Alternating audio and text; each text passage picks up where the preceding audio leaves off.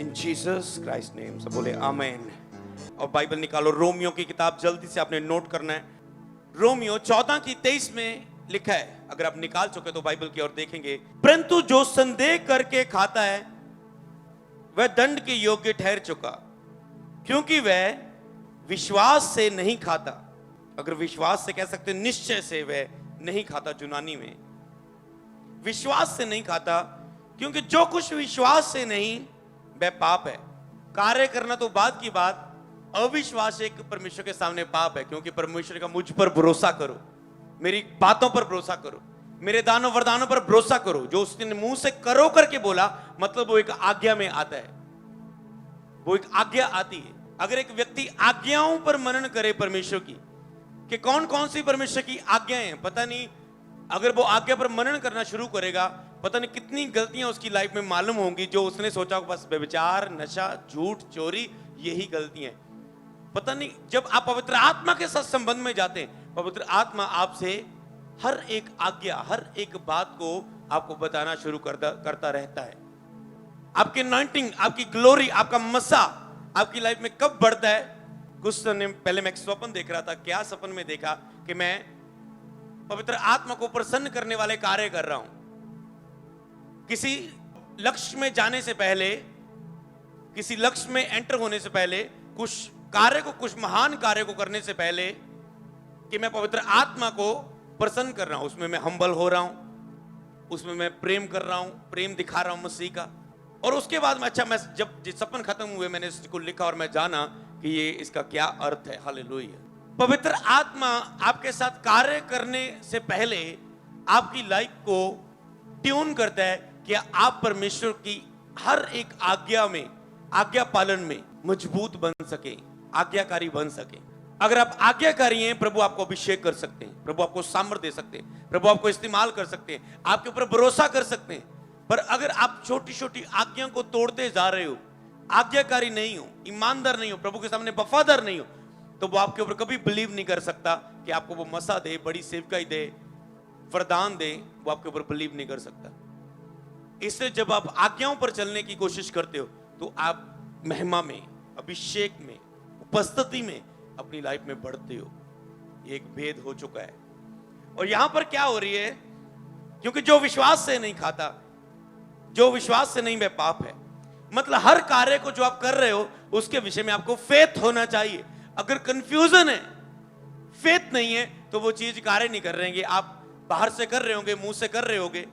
मान लो अगर आप बोल रहे हो यीशु के कोड़े खाने से मैं चंगा हो चुका हूं, बस वचन में पावर है, सिर्फ आपने इसी वचन को बोलने के लिए अपने अंदर फेथ पैदा करना है कि आप उसे भरपूरी से, फेथ से, अपने अंदर आत्मा के हिलाए जाने से इस वचन को बोलें और अपने चमत्कार को प्राप्त करें, अपनी हीलिंग को। यहोवा मेरा चरवाहा, मुझे कोई घटी ना होगी। हाँ, वचन एक बोलने से बस कार्य हो जाएगा। सिर्फ बस इतना बाकी है कि अपने अंदर बोलते वक्त एक फेथ भरना है। और फेथ बढ़ता है जब आप विश्वास के बारे में समझते हो, विश्वास के बारे में सीखते हो, विश्वास को अपने अंदर होली स्पिरिट के साथ एक संबंध रखते हो, प्रार्थना वचन में लगातार बैठते हो, निरंतर प्रार्थना में रहते हो, अन्य भाषा में रहते हो, तो आप फेथ में स्ट्रांग होते हो। हालेलुया। और एक चीज, अगर आप पवित्र आत्मा को और प्रसन्न करना चाहते हो अपनी लाइफ में, तो आपकी लाइफ ऐसी होनी चाहिए कि परमेश्वर, जब मैं तेरा धन्यवाद कर रहा हूं, जब मैं तेरी वर्शिप कर रहा हूं, जब मैं तेरी आराधना कर रहा हूं, जब मैं तेरे आगे विनती कर रहा हूं, तो ये मैं कुछ पाने के लिए नहीं, कोई मसा पाने के लिए नहीं, चर्च की गैदरिंग पाने के लिए नहीं, ब्लेसिंग्स पाने के लिए नहीं, अपनी आशीष पाने के लिए नहीं, ये मैं इसलिए कर रहा हूं कि आप मेरे लिए बहुत कुछ दे चुके हो। जिसने अपने इकलौते पुत्र को रखना छोड़ा, और वो मुझसे क्या छुपाएगा। आप मेरे लिए बहुत कुछ दे चुके हो। मैं केवल तेरा धन्यवाद करते हुए तेरे प्यार से भरना चाहता हूं, बस तुझे प्रसन्न करना चाहता हूं। तू दे चाहे ना कुछ, बस मैं तेरी आराधना करूंगा, तू मेरा परमेश्वर है। इस रीति पर आपकी आराधना शुरू हो। कई लोगों की लाइफ में पता मसा बराबर क्यों नहीं बढ़ती? क्योंकि वो परमेश्वर से लव कम, सेवकाई, वरदानों, पावर से ज्यादा लव करते हुए। परमेश्वर से लव करोगे तो ये पावर, वरदान, अभिषेक, सब चीजें खुद उसके अंदर है, वो आपके साथ होगी। हालेलुया। यदि आपने हमारे YouTube चैनल को सब्सक्राइब नहीं किया तो आप YouTube पर जाकर अमृत संधू मिनिस्ट्रीज सर्च करें, हमारे वीडियोस को देखें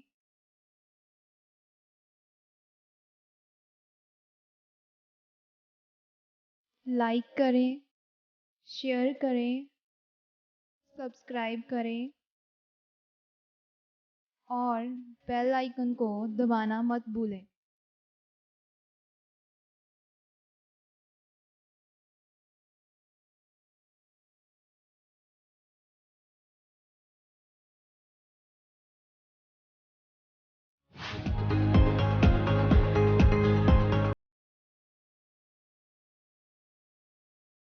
आप हमारे फेसबुक पेज को भी लाइक कर सकते हैं ताकि आप परमेश्वर के दास पास्टर अमृत संधू जी द्वारा दिए गए वचनों, प्रार्थनाओं और प्रॉफिटिक वर्ड्स को ग्रहण कर सकते हैं।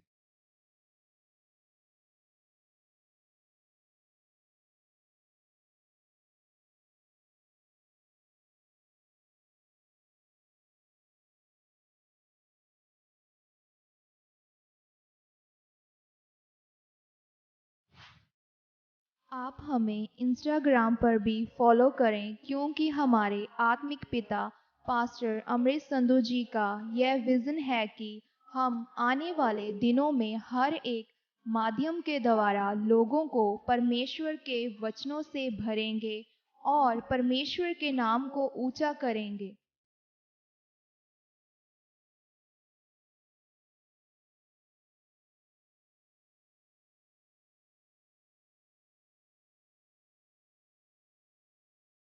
इसलिए आप हमें YouTube पर सब्सक्राइब, Facebook पर लाइक और Instagram पर फॉलो करें ताकि आपको आने वाली हर एक अपडेट का पता चल सके। सभी को जय मसीह की। प्रभु आप सबको आशीष दे।